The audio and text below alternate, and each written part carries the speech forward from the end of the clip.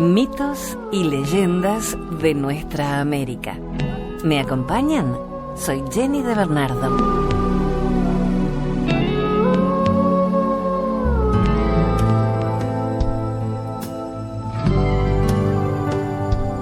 El mito de Viracochaán. Viracocha, principal divinidad inca, creó el mundo. Luego se alejó a una misteriosa distancia y envió a Viracochaán, su mensajero, quien emprendió una larga caminata. Mientras caminaba, Viracochaán educaba a los pueblos. Antes de dejar la tierra llegó al pueblo de Tambó u Ollantaytambo, que floreció gracias a sus divinos conocimientos. Aquí una versión del mito de Viracochaán como enviado del gran Viracocha y como guía de los antiguos incas. Antes que los incas reinasen, cuentan que en el principio Viracocha crió un mundo oscuro y luego de ordenar el cielo y la tierra, crió una raza de gigantes. A estos les mandó que viniesen en paz para que los sirviesen, mas como no fueron recíprocos con él, los convirtió en piedras, enviándoles a la vez un diluvio general, al cual llaman Unu Pachacuti, que quiere decir el agua que transformó el mundo. Pasado el diluvio y seca la tierra, Viracocha determinó poblarla por segunda vez, y para hacerlo con más perfección, determinó crear luminarias que diesen claridad.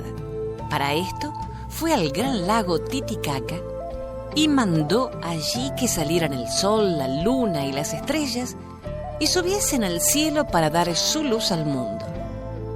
Y dicen que la luna tenía más claridad que el sol, por lo que éste, al tiempo que subían, le echó un puñado de cenizas en la cara, y que desde esa vez quedó la luna con el color que ahora tiene. Y luego que todo esto pasó, en la dirección sur apareció el enviado de Viracocha, que era un hombre de crecido cuerpo, el cual, en su aspecto y en su persona, mostraba gran autoridad, llamándolo Viracochaán o Tunupa. Vestía una túnica andrajosa que le daba hasta los pies. Traía el cabello corto, una corona en la cabeza y un báculo, como los que llevaban los sacerdotes y astrónomos antiguos. Dicen también que llevaba a cuestas un bulto en el que transportaba los dones con los que premiaba a los pueblos que le escuchaban. Y dicen que este hombre tenía gran poder, que de los cerros hacía llanuras y de las llanuras cerros grandes. Hacía también cosas mayores, porque dio ser a los hombres y animales. Y que, en fin, por su mano vino notable beneficio. Luego se dirigió a Tiahuanaco y en este lugar dibujó y esculpió en una losa grande todas las naciones que pensaba crear. Y después de esto, inició su peregrinaje obrando maravillas por el camino de la serranía, mandando salir a los pueblos de sus pacarinas, diciendo: gente y naciones, oigan y obedezcan, que yo les mando salir, multiplicar y henchir la tierra. Y a su vez, todos los lugares obedecieron. Y así, unos pueblos salieron de los suelos, otros de los lagos, fuentes, valles, cuevas, peñas y montes. A la vez que esto sucedía, pintaba a cada pueblo el traje y vestido que habrían de llevar. Y asimismo dio a cada nación la lengua que habría de hablar, sus cantares y las semillas. Y así, en este camino de los Andes y montañas de la tierra, fue dando y poniendo nombre a todos los árboles grandes y pequeños, tanto como a sus flores y frutos, mostrando a la gente los que eran buenos para comer y los que no, y los que eran buenos para medicina, y asimismo puso nombre a todas las hierbas e indicó el tiempo en el que habrían de florecer y fructificar.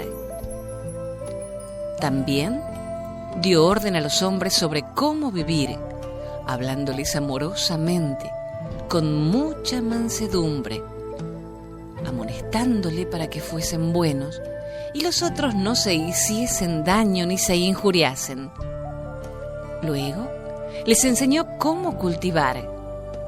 Para esto rompía la tierra con la punta de su báculo, quedando ésta dispuesta para sembrarse, y así, con su sola palabra, hacía nacer el maíz y los demás alimentos. En ese largo peregrinar, dicen que también halló naciones rebeldes que no habían cumplido con su mandato, por lo que los convirtió en piedras, en figuras de hombres y mujeres con el mismo traje que traían. Estas conversiones fueron hechas en Tiahuanaco, Pucará y Jauja. En dichos lugares se encuentran unos bultos de piedra grandes, y en algunas otras partes dicen que tienen tamaños casi gigantes. Y es así como llegó a la provincia de Cacha, habitada por los canas. Y estos, como no lo conocían, salieron armados y dispuestos a matarlo. Entonces, Viracochán, al observar esta actitud, hizo que cayese fuego volcánico sobre ellos, y los canas, por el temor de verse quemados, arrojaron sus armas y lo veneraron. Viendo esto, Viracochán tomó su báculo y paró el fuego. Luego puso orden entre ellos. En memoria de este hecho, le edificaron un suntuoso adoratorio, y hoy en día aún se puede ver el cerro de Cacha con su enorme quemadura que consumió las piedras de tal manera que ellas mismas se hacen testigo de este hecho, porque quedaron tan quemadas que se las puede levantar como si fueran madera liviana. Dicen que después de este suceso llegó al pueblo de Urcos y subió a un cerro alto, desde donde mandó saliesen de él los naturales de Urco, por los que, con el tiempo, le erigieron en este lugar un rico adoratorio, edificando en este un escaño de oro fino y una imagen a semejanza suya. Luego Viracochán prosiguió su camino y, llegando a cierto sitio, creó un señor, al cual puso el nombre de Alcabiza y al lugar por nombre Cusco, dejando el mensaje que después de este señor vendrían los incas orejones, a quienes todos respetarían.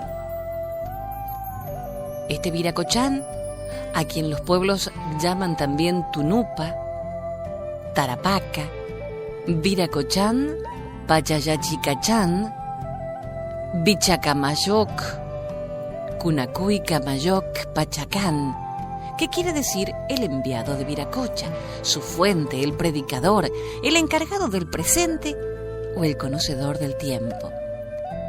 Dicen que se dirigió al pueblo del Curaca Apotambo, a donde llegó cuando se celebraban unas bodas.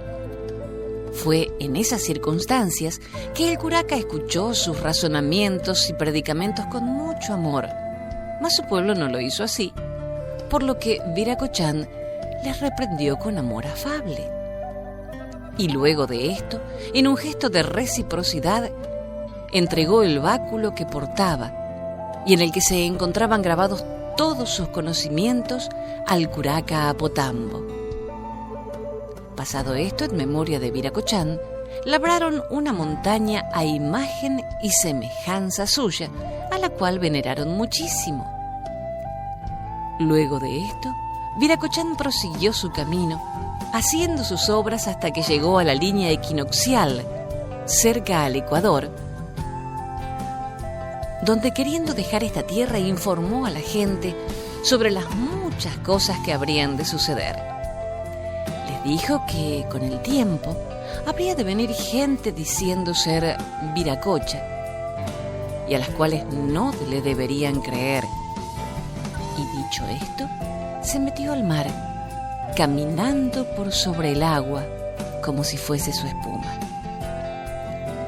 Dicen que pasado el tiempo y luego de que el pueblo de Tambo u Ollantaytambo floreció gracias a los conocimientos dejados por Viracochán, el báculo dejado por él se transformó en oro fino en el momento en que nació uno de los descendientes de Apotambo llamado Manco Cápac, quien vino a ser el primer inca, y con este báculo de oro, pasados los años, se dirigió a las partes altas de una serranía para fundar la que con el tiempo sería la capital del imperio de los incas, el Cusco.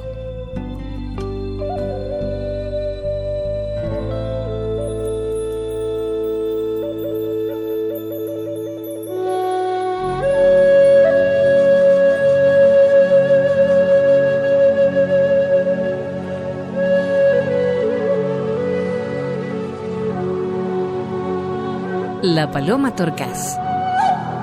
Al igual que otras civilizaciones, los mayas elaboraron cuentos, leyendas y fábulas en las que interpretaban de una manera singular el surgimiento del universo y las leyes de vida.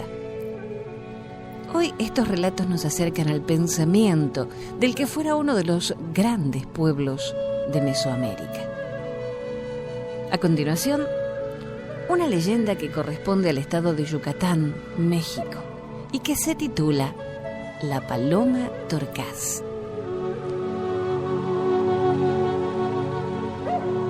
Había una vez un guerrero valiente y apuesto.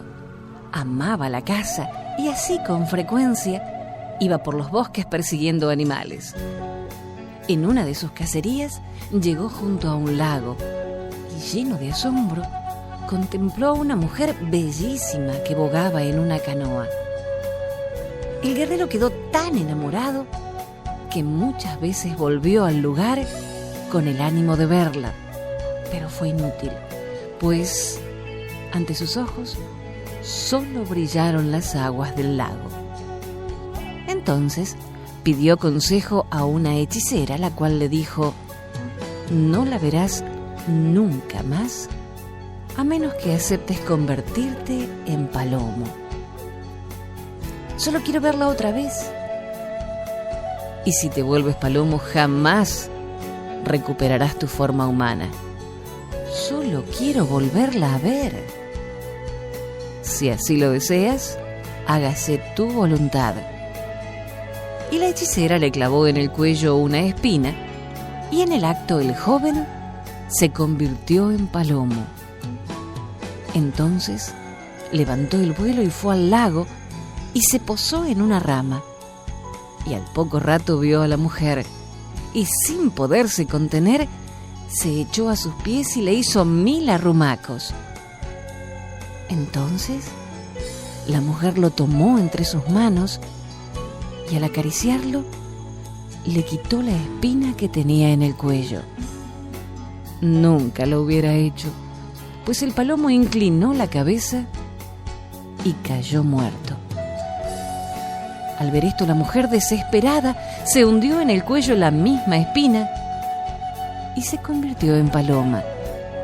Y desde aquel día llora la muerte de su palomo.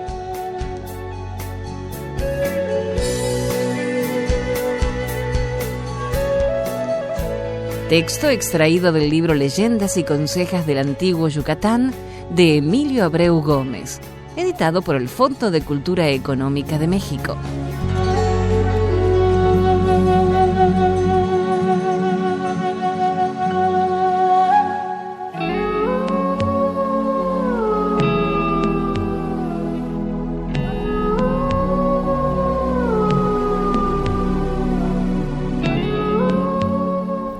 Hacemos una breve pausa y enseguida continuamos con mitos y leyendas.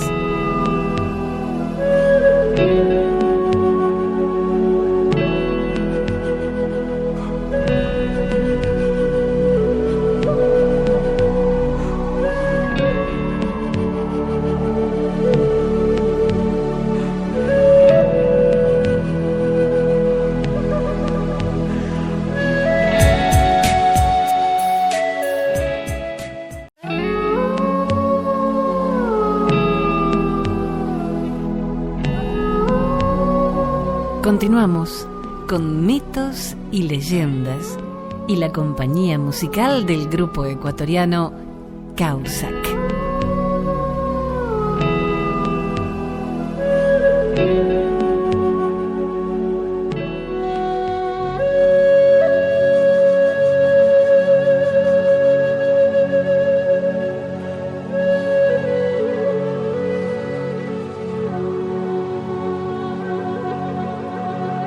El mate es una infusión sumamente popular en la República Argentina y en Uruguay. La yerba mate es un arbusto del género de las Aquifoleáceas, cuyas hojas contienen una apreciable cantidad de un alcaloide denominado teína, similar a la cafeína, de considerable acción estimulante.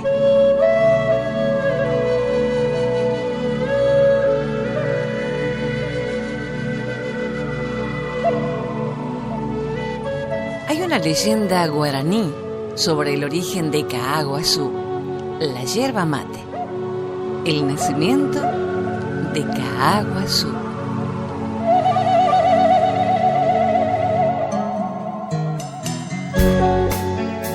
Y así habitaba en el cielo. Todas las noches se paseaba por las alturas, alumbrando las copas de los árboles y la superficie de los esteros. Y un buen día se dio cuenta de que todo lo que conocía de la selva era lo que veía desde arriba. Los ríos, las cascadas, el colchón verde de los árboles, pero no sabía nada de lo que pasaba en el suelo. Así que quiso ver por sí misma las maravillas de las que le había hablado el sol, la lluvia y el rocío. Los coatíes cazando al atardecer, las arañas tejiendo sus telas, los pájaros empollando sus huevos, en fin, todas esas maravillas de la naturaleza que los hombres estamos tan acostumbrados a ver que ya no les prestamos atención. Hasta que un día se decidió. La invitó a Araí la nube y juntas se fueron a pedirle autorización a Cuarají, el dios sol, para que las dejara bajar a la tierra. Está bien, les contestó el dios sol. Yo les doy permiso, pero desde ya les digo que cuando lleguen allá tendrán las mismas debilidades que los seres humanos y estarán expuestas a los mismos peligros, aunque ellos no puedan verlas a ustedes. A la mañana siguiente, tempranito nomás, ya estaban las dos muchachas recorriendo la selva, paseando entre los timbó y los quebrachos, jugando con los caícarayá, los monos aulladores, charlando con pájaros guacamayos y en los metalizados embaé y umbí, un picaflor amazónico, y riéndose de las patas chuecas de los abacaé u osos hormigueros. Caminaron durante horas entre gigantescos lapachos y urundáis, abriéndose paso entre los bejucos y las lianas, y tejiendo collares y coronas de orquídeas sin burucuyás, las flores pasionarias. Así hasta que llegó el mediodía, y como si hasta ese momento no lo hubieran notado, llegó hasta ellas el rumor sordo e ininterrumpido del monte, entretejido con el parloteo estridente de los loros, el graznido de los halcones, el martilleo del pájaro carpintero y todos esos otros sonidos que no se pueden definir con precisión, pero que forman parte de esa vida bullente y siempre renovada de la selva. Todo aquel bullicio sumado a su inexperiencia hizo imposible que escucharan los sigilosos pasos del yaguareté, famélico después de una larga noche de infructuosa cacería. La bestia rugió furiosa en el momento del ataque, mientras las diosas cerraban sus ojos, esperando los zarpazos que acabarían con su frágil vida humana. En lugar de ello, oyeron un silbido y un golpe sordo tras el cual el salvaje bramido se tornó en gemido, cuando una flecha disparada por un joven cazador guaraní que pasaba accidentalmente por el lugar se clavó profundamente en el flanco expuesto del animal. Enfurecida de dolor, la fiera se revolvió contra el cazador abriendo sus fauces aterradoras y sangrando por el costado. Pero una nueva flecha acabó con su agresión. En medio de la lucha, el joven cazador de la tribu Cipollaí creyó entrever la silueta de dos mujeres que huían despavoridas, pero luego, al revisar los rastros, no vio más que la sangre derramada del yaguareté y los arañazos de su zarpa en la hierba, y creyó haberse equivocado. El Cipollaí, orgulloso frente a su primer jaguar, sacó su cuchillo, lo desolló cuidadosamente y luego se acostó a la sombra de un ceibo. Agotado por la excitación de la caza, durmió profundamente. Y mientras lo hacía, soñó que dos hermosas mujeres de piel blanca como la espuma del río y rubias cabelleras como nunca había visto, se acercaban a él y, llamándolo por su nombre, una de ellas le dijo: «Yo soy Yasú y ella es mi amiga Araí. Volvimos para agradecerte el habernos salvado la vida. Fuiste muy valiente al enfrentarte al yaguareté para defendernos, y por eso voy a entregarte un premio que te envía Cuarají, el dios Sol. Más tarde, cuando llegues de vuelta a Tumaloca, a tu casa, encontrarás junto a la entrada una planta que no reconocerás. La llamarás Caá, y con sus hojas podrás preparar una bebida que acerca a los corazones solitarios y ahuyenta la nostalgia y la tristeza. Es mi regalo para ti, para tus hijos y para los hijos de tus hijos». Luego, en su sueño, el joven cazador creyó ver que las dos muchachas se alejaban entre los árboles, seguidas por una bandada de mariposas blancas, y enseguida fueron solamente un resplandor entre los arbustos.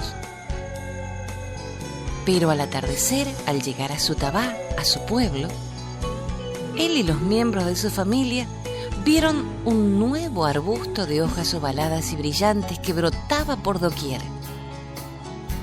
Ante el asombro de todos, el joven Cipollaí siguió las instrucciones de Yasí. Picó cuidadosamente las hojas, las colocó dentro de una pequeña calabacita seca y la llenó con agua fresca del arroyo. Luego buscó una caña fina, la introdujo en el mate y probó la nueva bebida. Al comprobar que calmaba rápidamente su sed y saborear su agradable dejo amargo, invitó a sus familiares y, no contento con ello, abandonó la maloca y llamó a sus vecinos para hacerles probar su nuevo hallazgo. Pronto, el recipiente fue pasando de mano en mano y en poco tiempo toda la tribu había adoptado la nueva infusión. Había nacido el mate.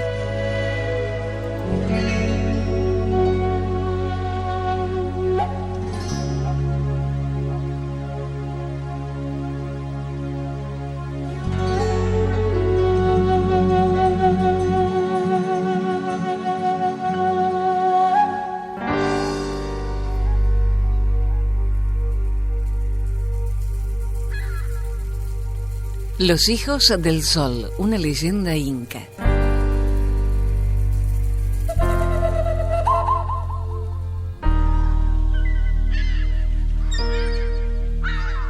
Y dijo el sabio Pachacutec que el rey sol y la reina luna se unirían aquel glorioso día, y así fue.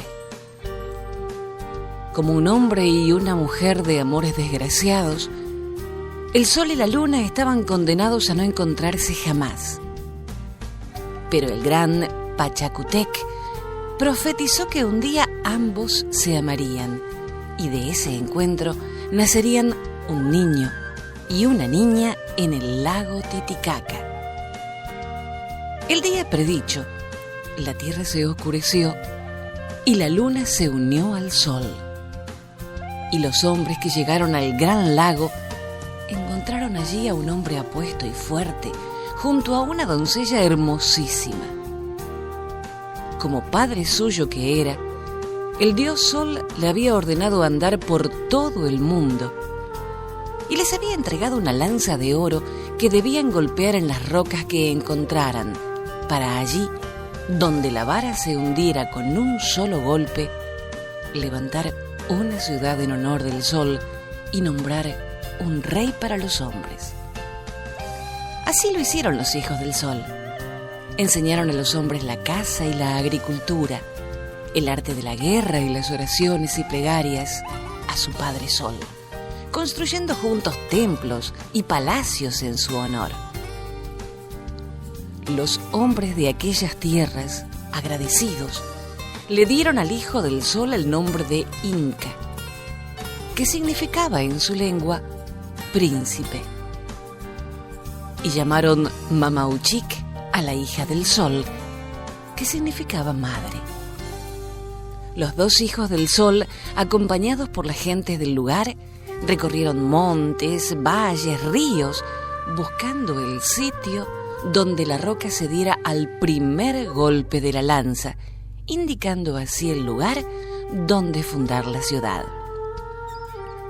Finalmente, en una montaña llamada Huanacauri, la roca cedió, y los hijos del sol reunieron allí a los hombres y les hablaron de la riqueza y la pobreza, la paz y la guerra, la justicia y la injusticia, todas ellas enseñanzas de su padre Sol. Y fundaron una ciudad con templos que veneraban al sol, dador de vida, y con plazas y mercados, huertos y prados, donde habrían de crecer libres generaciones y generaciones. Antes de despedirse, los hijos del sol pidieron a los hombres que escogieran de entre todos ellos al más honrado y sabio, al que coronarían como rey para que les guiara en su nuevo camino. Así nombraron a Manco Cápac como el primer príncipe de todos, el primer Inca. Y el próspero imperio de los incas se extendió más allá de las montañas y los ríos de su origen. Los hombres erigían templos y fundaban nuevas ciudades, construían carreteras y hacían crecer sus rebaños en una época en la que esto era impensable para la mayoría de las civilizaciones que poblaban la tierra. Y por siglos y siglos continuaron adorando al Rey Sol, dador de vida y protector de su pueblo. Claro que todo esto sucedió mucho antes de que los hombres con cabeza de hierro y cuerpo de caballo llegaran a sus tierras destruyendo y asolando cuanto encontraban a su paso.